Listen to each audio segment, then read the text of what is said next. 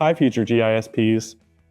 I'm going to teach you everything that I learned to easily pass the GISP exam so that you don't have to spend years reading textbooks, getting degrees, paying for prep courses, and searching the internet for information like I did. In this video, I'm going to teach you everything I learned about techniques and implications of data classification. Techniques and implications of data classification is the second section under the Analytical Methods category of the GISCI Geospatial Per-Technical Exam list of knowledge categories.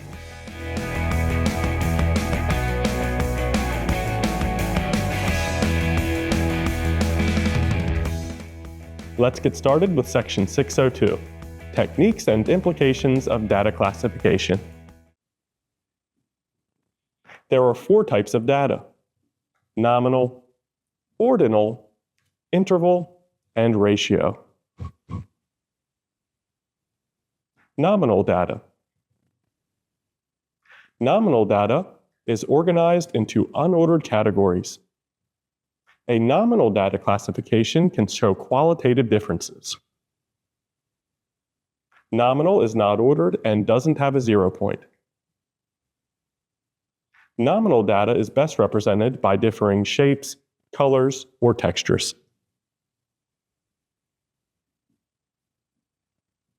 Ordinal data.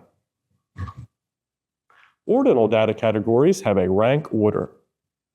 There is no way to define the magnitude of difference between ordinal categories. Ordinal data is best represented by symbol sizes and color value. Interval.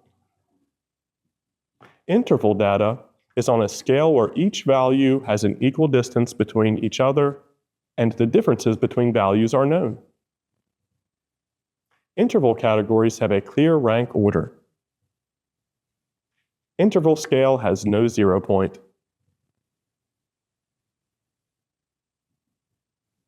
Ratio data. Ratio data is on an interval scale that has a 0 point, so the relative magnitude of differences between values can be determined. Ratio data is best represented by varying shades or varying intensities of the same color. Now let's take a look at classification methods. There are several different methods to classify spatial data that are defined by the characteristics of the classifications.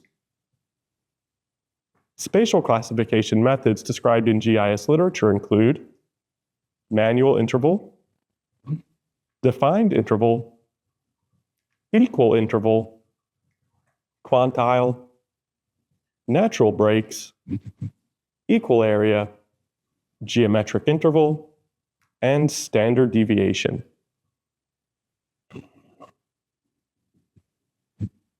Manual interval classification. Manual interval classes are manually defined by the user with no consistent methodology.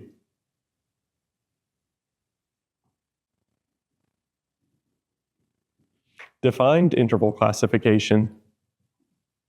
Defined interval classification divides the range of data by the class size. The class interval is specified. The range of values is automatically divided into classes of the specified interval size.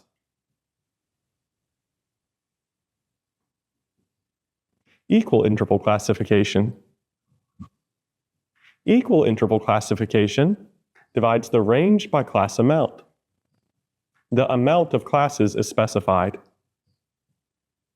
The range is divided into a specified amount of equal-sized classes.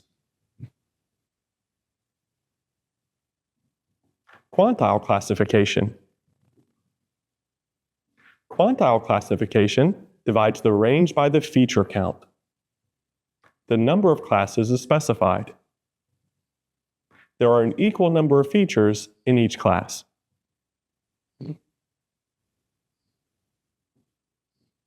Natural breaks classification.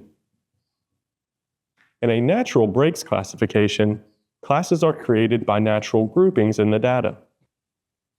Natural breaks are also called jenks.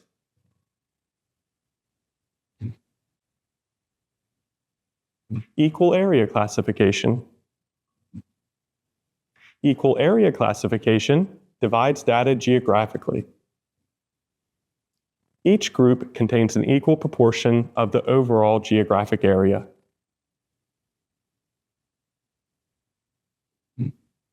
Geometric interval classification. Geometric interval classification creates class breaks by minimizing the sum of squares of the number of elements in each class. It is a compromise between equal interval, natural breaks, and quantile classification methods.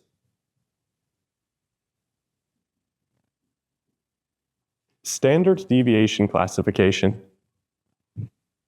Standard deviation classification separates data by its distance from the mean.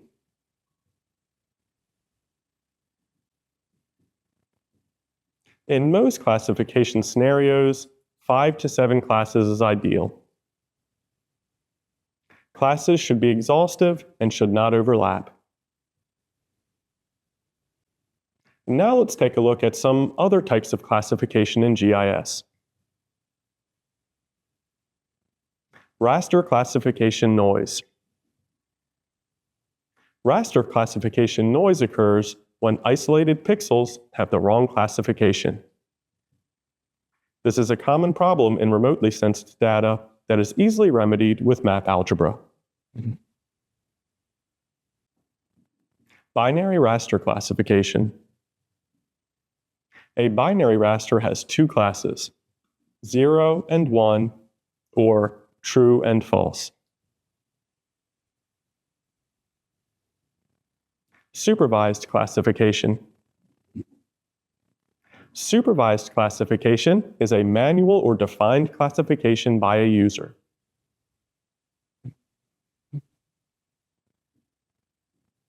Unsupervised classification.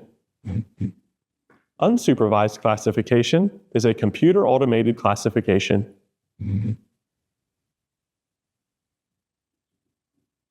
Now let's take a look at how we can verify classifications. An analyst can verify classifications by comparing random areas to accurate photos or observations in the field. An error matrix can be constructed to calculate the percentage of correctly identified points. Now you know everything that I learned about techniques and implications of data classification to easily pass the GISP exam. Don't forget to thumbs up and subscribe to my channel so that I can keep helping people pass the GISP exam and achieve the rewarding careers in GIS that they deserve.